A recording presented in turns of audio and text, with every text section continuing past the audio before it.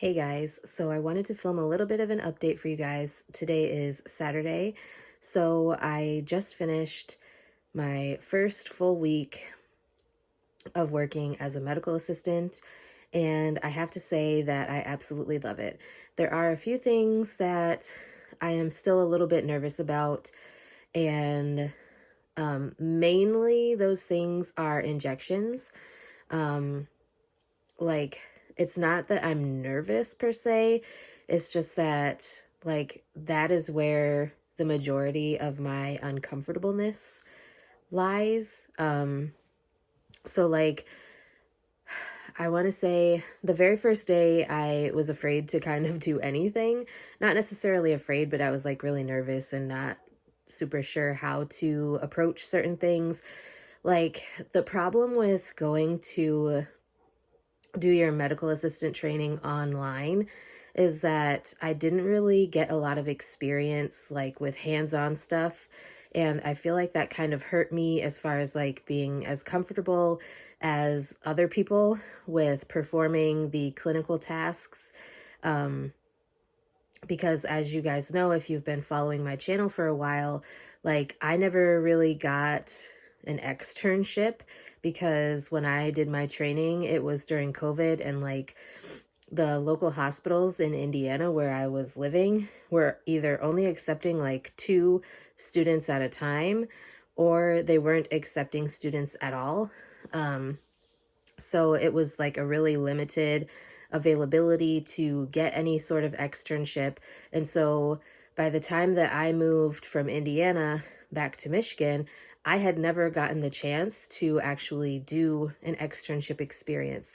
So I also feel very, very lucky and blessed that I was even offered an opportunity, having zero medical assistant experience. But like, I feel like one thing that I have going for me, like one advantage, is that I am a very quick learner. And so, like, even with not having that prior clinical experience within that sort of setting, obviously, I've worked in healthcare since 2016. So I do have medical experience, just not as a medical assistant. Um, I do feel very blessed that I'm a quick learner and that I pick things up really quickly. Um, I have a list of checkoffs that I have to do by June. As I'm filming this, it is March. So I know I'm way behind. I apologize, but I have 3 months, which is my probationary period at the hospital, um, to get checked off on everything before there would be any sort of issue. And I've already been checking off certain things. I am rooming patients by myself, for the most part. There is a couple things that I have forgotten to have somebody do, and most of that is like paperwork related, or like a couple days ago, we had a patient come in complaining of a sore throat, and I did a rapid strep swab, but I forgot to do the culture swab at the same time. So then somebody had to go in there and do another swab to get the culture ran. So that was my little goof up there. And then we had a patient come in for like a Medicare um, annual wellness visit, and I forgot to have them fill out a PHQ-9 and GAD-7, which are like depression and anxiety screenings that we use. We normally only give those to people if they're coming in for something that is depression or anxiety or behavioral health related, or if they're coming in for an annual physical or a Medicare annual wellness visit. So those are kind of things that I think I will become more, I don't even know what word I'm trying to think of. Like, I will remember those things more the more that I do them. I got checked off on all of the waived testing. So when I say waived testings, those are like CLIA testings, where it's like pregnancy test, urine dipstick. We do rapid streps, we do rapid COVIDs, we do COVID antigens, we do HemoQs, coagu checks. I know I'm forgetting one. Oh, respiratory panels. They have stuff for us to do like fecal occult blood testing, but we don't normally do those within the clinic.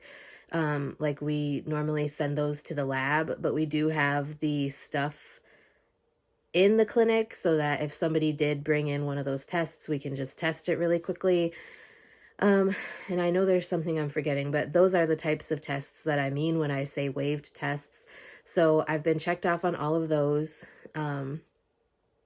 I have to get some practice like with injections. Like I said, I am a little bit uncomfortable with that.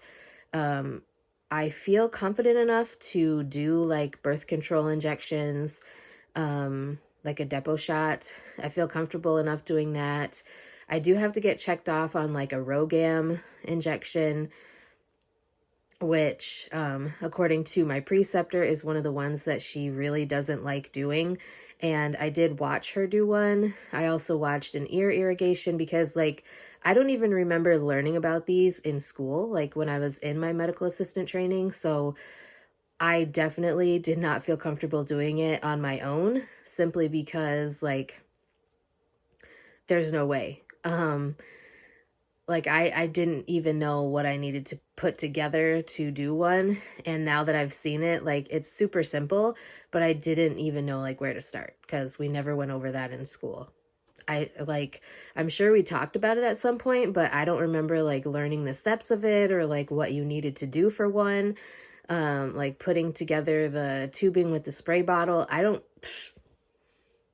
No clue.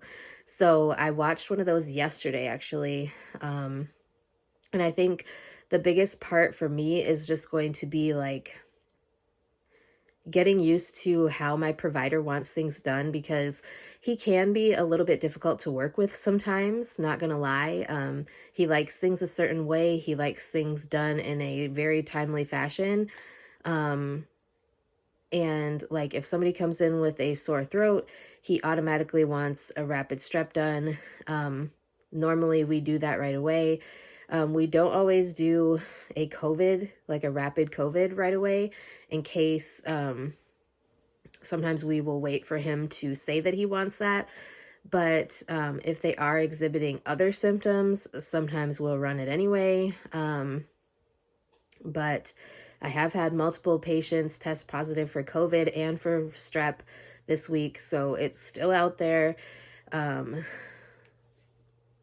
yeah, I'm just like, I feel like after working there for a full week, with the full-time hours, like I feel a lot more confident than I did before going to my first day in the clinic.